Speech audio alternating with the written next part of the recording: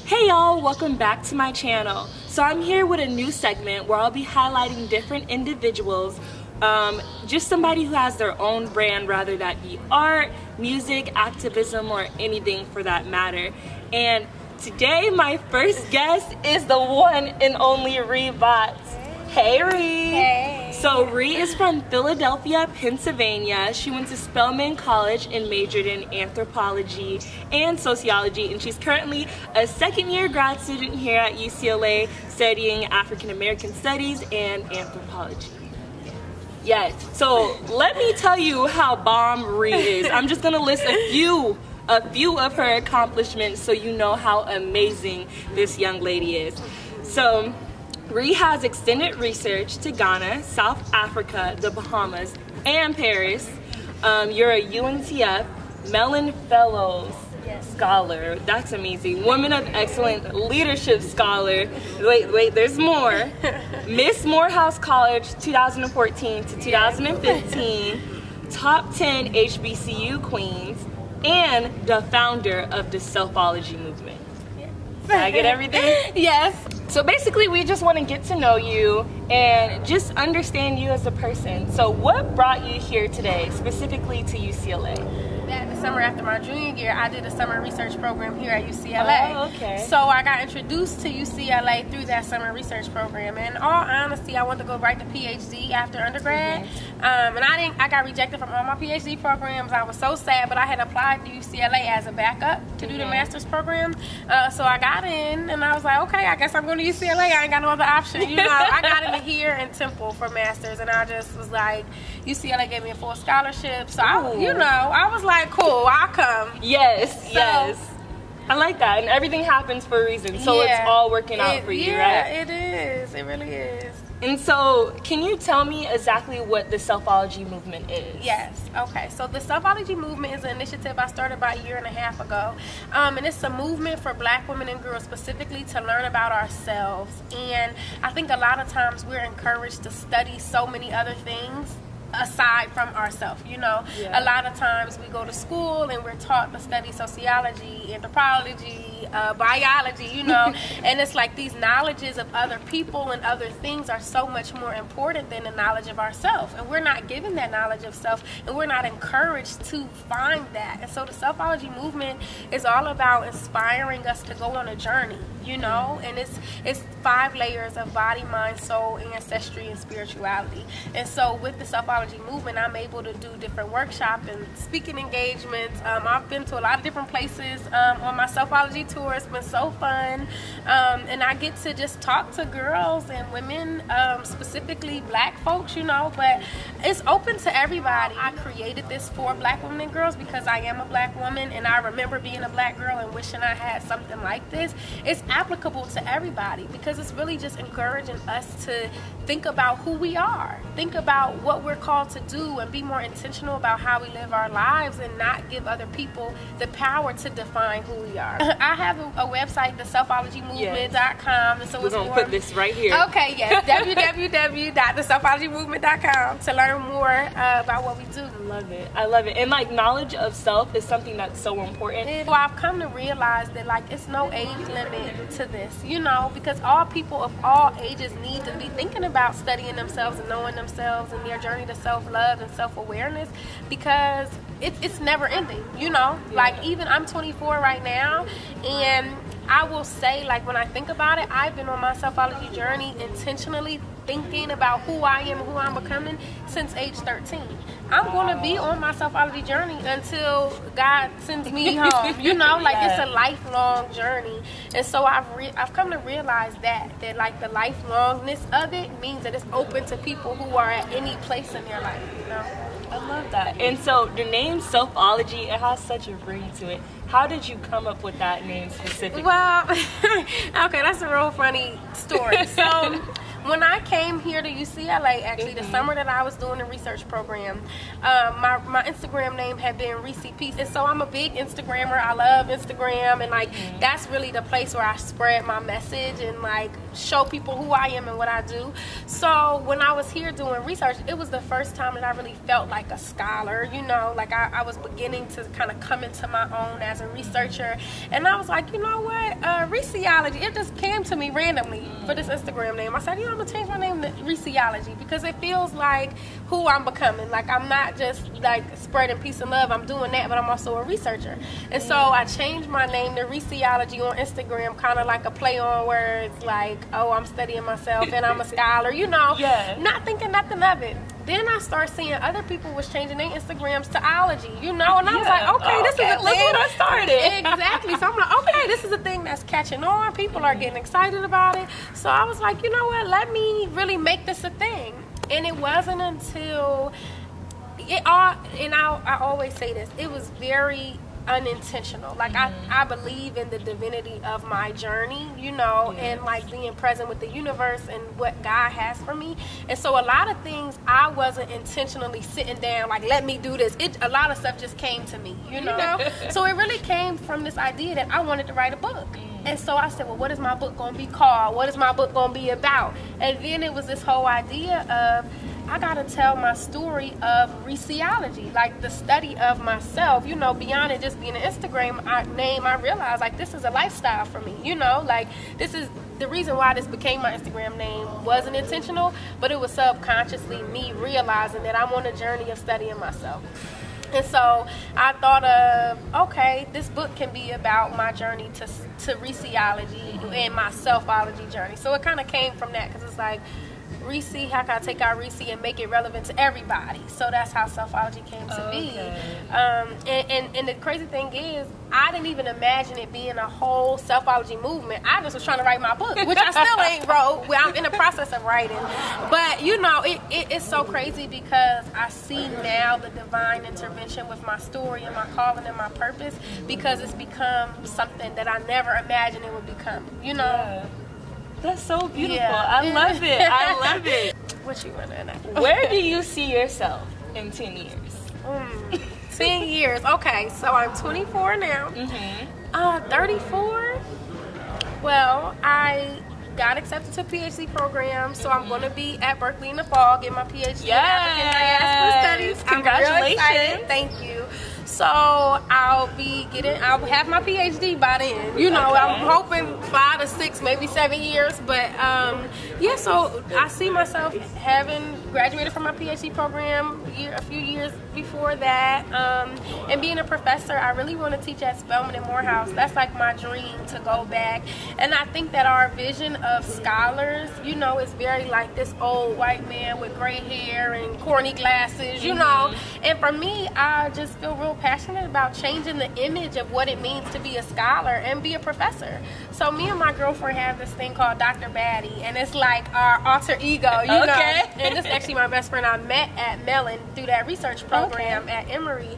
And so I see myself really in 10 years being Dr. Batty, like being a professor, having my PhD, being a professor, teaching at Spelman and Morehouse, teaching African Diaspora Studies, and really being able to make stuff real and tangible for my students, and always tying everything back to the study of the self and how this relates to us and our lives, and like how we can use the knowledge we're gaining to really just provide encouragement, mentorship, but also like a form of identity for ourselves. Like I see myself really like walking in the purpose and the destiny that I see for myself right now. I love that. I see it for you too. You see it, girl? I'm gonna have to show up in Atlanta, drop in on a lecture, and be like, let me show y'all this video we made 10 years ago.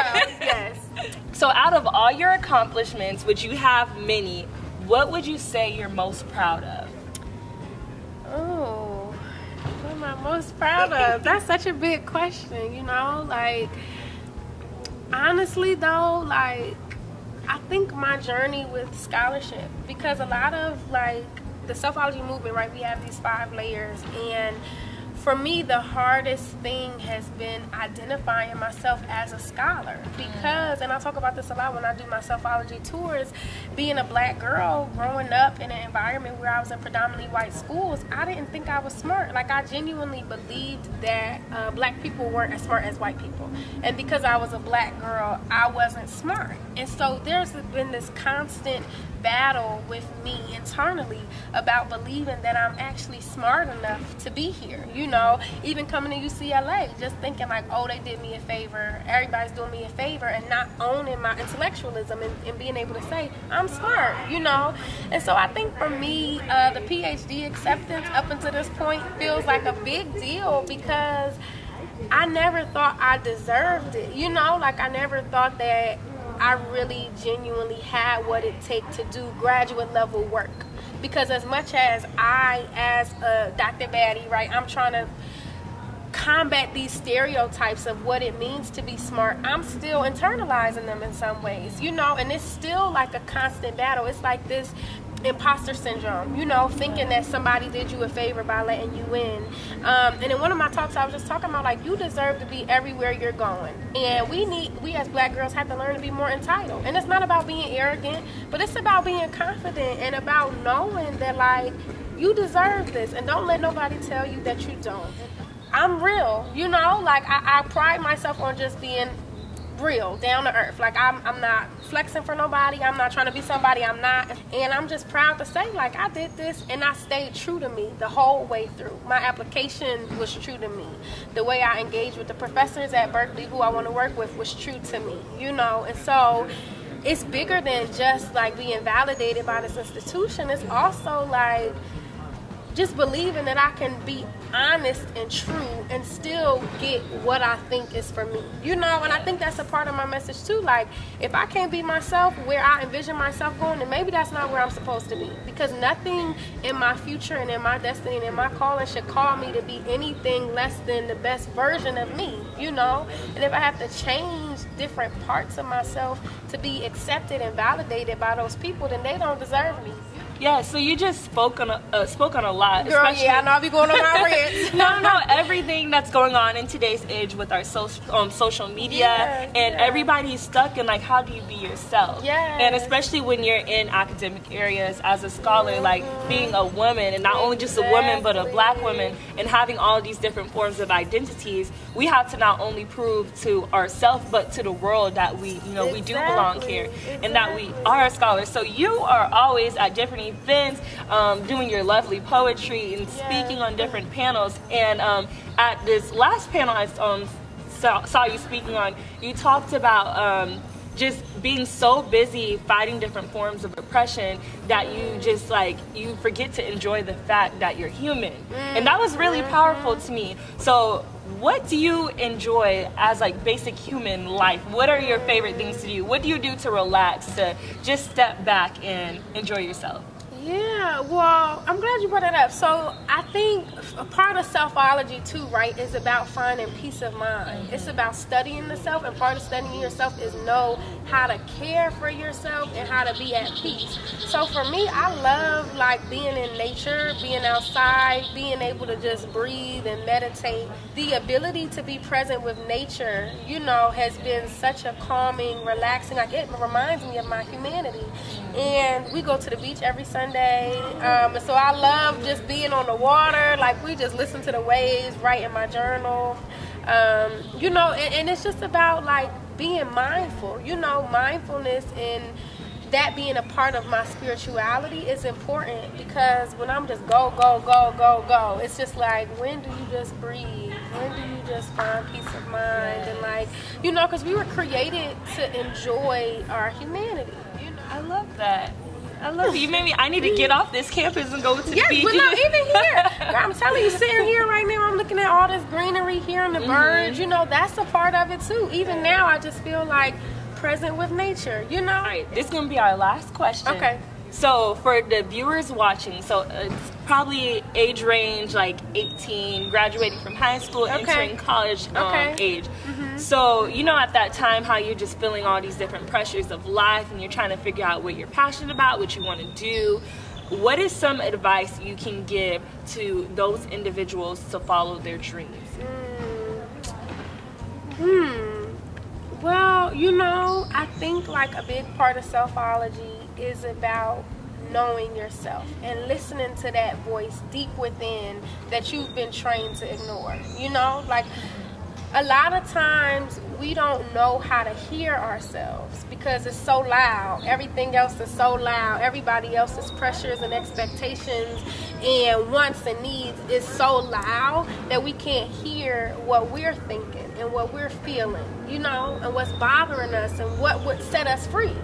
And Selfology is about liberation. It's about genuine liberation and freedom.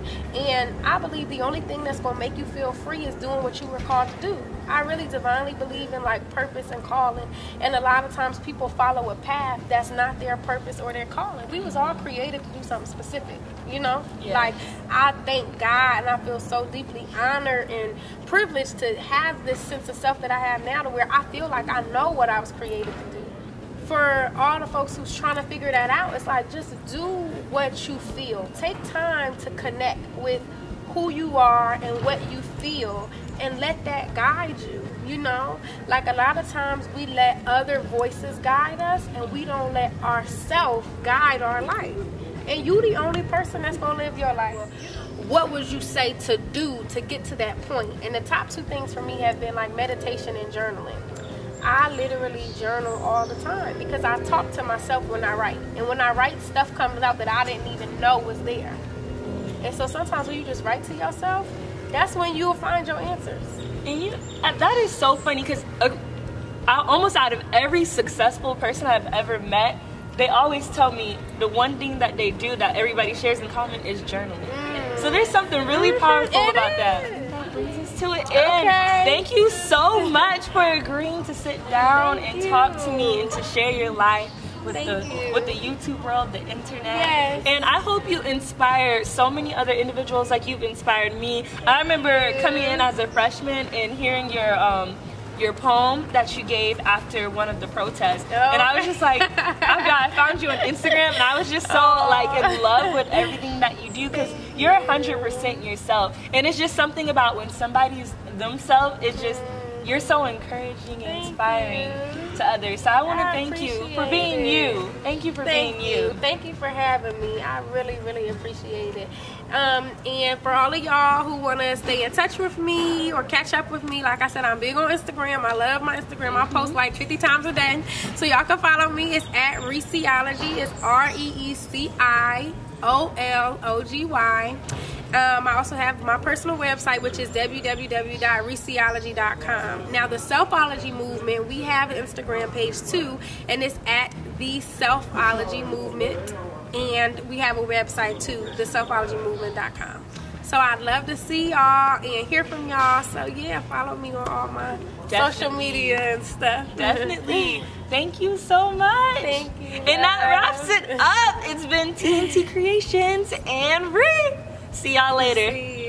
Hey y'all, welcome back to my channel. So I'm here with a new segment where I'll be highlighting different individuals, just somebody who has their own brand, rather that be art, music, activism, or anything for that matter. And